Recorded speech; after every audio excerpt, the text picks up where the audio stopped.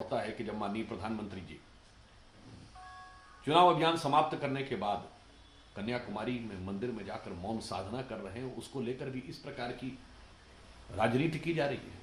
मुझे समझ में नहीं आता है कि हिंदू धर्म संस्कृति के प्रतीकों से, तीर्थ स्थलों से, मंदिरों से आपके मन में जितना भी अवमानना हो, वैमनस्य हो, विद्वेष हो, पर क्या मौन साधना करने के प्रति भी आपके मन में कितना विद्वेष भरा हुआ है? क्या ये इसलिए भरा हुआ है क्योंकि आपका एजेंडा है इरेडिकेशन ऑफ सनातन धर्म, हिंदू धर्म का समूल नाश, या इसलिए कि आपका अभियान है कि जो भारतीय संस्कृति या हिंदू धर्म में शक्ति है उससे आपको लड़ना है? बस यही अंतर है। माननीय प्रधानमंत्री जी देवी मां के मंदिर में जाकर शक्ति की आराधना कर रहे हैं और आपको न भारत का पता है न भारत के स्वरूप का पता है।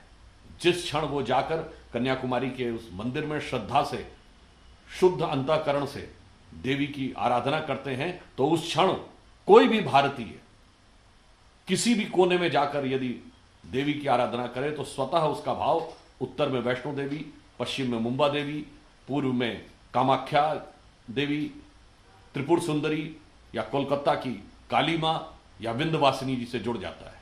और इतना ही नहीं, यदि कोई हिस्से हमारे देश में नहीं भी हैं तो बलूचिस्तान की हिंगलाज माता से भी जाके जुड़ जाता है। ये उन लोगों के समझ में नहीं आएगा क्योंकि वो शक्ति के साधक नहीं हैं, वो शक्ति के बाधक हैं। वो उसके ऊपर आक्षेप करने के लिए, लड़ने के लिए खड़े हुए हैं। इसीलिए उन्हें यह समझ में नहीं आएगा कि माननीय प्रधानमंत्री जी उस विवेकानंद रॉक पे जाके साधना कर रहे हैं जहां स्वामी विवेकानंद जी ने साधना करने के बाद यह उद्घोष किया था कि भारत माता दिव्य शक्ति के साथ युक्त होकर पुनः विश्व का मार्गदर्शन देने के लिए आने जा रही है। और वो समय एक शताब्दी दूर है और एक शताब्दी बाद वह समय दिखने लगा। उन्हें समझ में नहीं आएगा क्योंकि उन्होंने तो वंदे मातरम से वो हिस्सा भी हटा दिया था जो भारत की इस शक्ति के उस स्वरूप को दिखाता था, जो सिर्फ हमारे यहां गाया जाता है, जो हम कहते हैं अबला केनोमा एत बोले, बहुते तुमिमा शक्ति, हृदय तुमिमा भक्ति, तुमि दुर्गा दश प्रहर धारणी, कमला कमल दल विहारणी। तो वो दुर्गा के रूप में कमल के ऊपर विराजमान मां है, आपको वो समझ में नहीं आएगा। इसीलिए बहुत कष्ट और वेदना के साथ हमें यह कहना पड़ता है कि एक उस मौन तपस्वी राजनेता के, जिसने मोदी जी के रूप में अपने को यह आदर्श दिया कि यह तन समर्पित, मन समर्पित और यह जीवन समर्पित, चाहता हूं देश की धरती तुझे कुछ और भी दूं, और वो स्वयं बोल चुके हैं कि वो गाली प्रूफ हो चुके हैं। मगर मुझे लगता है ये वो लोग हैं जिनके कलेजे पर सांप लौट रहा, वो कहते हैं कि साहब टीवी में दिख क्यों रहा है। यानी कभी इस बात का बुरा नहीं लगा कि जब वो रोजा अफ्तार की दावत करते थे तो ना बुलाने वाला रोजादार होता था, न आने वाला रोजेदार होता था, न खाने वाला रोजेदार होता था, उसके बाद भी जम के प्रचार होता था। खामखा का रोजा अफ्तार होता था और खामखा का प्रचार होता था, मगर इसको लेकर उनके दिल में जरा भी सवाल नहीं उठता था। और मैं पुनः कहना चाहूंगा, आज प्रधानमंत्री जी की इस मौन साधना का विरोध वो लोग कर रहे हैं जिनकी 3 पीढ़ियों ने जाके बाबर की कब्र के ऊपर मौन श्रद्धांजलि दी है। 1959 जवाहरलाल नेहरू, 1968 इंदिरा गांधी जी, 2005 राहुल गांधी अलॉन्ग विद मनमोहन सिंह, जिनको बाबर की कब्र पे जाकर सर झुकाकर श्रद्धांजलि देने में शर्म नहीं आई, उन जिनको इस प्रकार के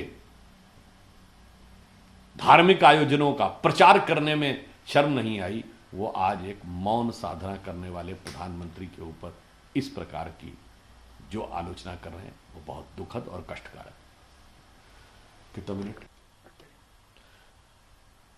प्रधानमंत्री श्री नरेंद्र मोदी जी के नेतृत्व में चलने वाली हमारी सरकार के कुशल आर्थिक प्रबंधन और सुदृढ़ और दूरदृष्टि आर्थिक नीतियों के चलते हुए आज यह स्थिति आई है कि मानो इतिहास के काल चक्र की गति उलट गई है।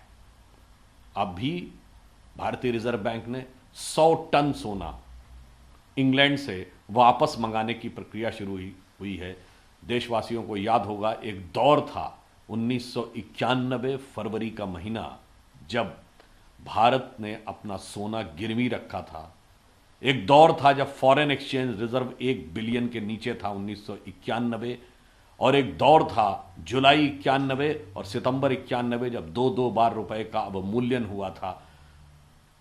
महंगाई 17% के आसपास थी, बेरोजगारी प्रचंड हो गई थी और ग्रोथ रेट निगेटिव हो गई थी। और यहां पर मैं ये भी कहना चाहूंगा, ये वो दौर था जब अर्थव्यवस्था पे ध्यान नहीं था। लोग मंदिर मस्जिद की राजनीति करते हुए मस्जिद निर्माण का संकल्प ले रहे थे, और आज हमने मंदिर निर्माण का संकल्प लिया था, मंदिर भी निर्माण हुआ है। 648 बिलियन डॉलर का फॉरेन एक्सचेंज रिजर्व भी हुआ है। महंगाई की दर 5% से कम होकर नियंत्रित हुई है। और ये एक सुखद संयोग देखिए, आज 100 टन सोना वापस आने की एक बहुत उत्साहवर्धक खबर भी आई है, जो दर्शा रही है कि आने वाले समय में भारत को मोदी जी के नेतृत्व में तीसरी आर्थिक शक्ति बनने से, तीसरी बड़ी अर्थव्यवस्था बनने से कोई रोक नहीं सकता। ये उसके शुभ, सकारात्मक और स्वर्णिम संकेत है।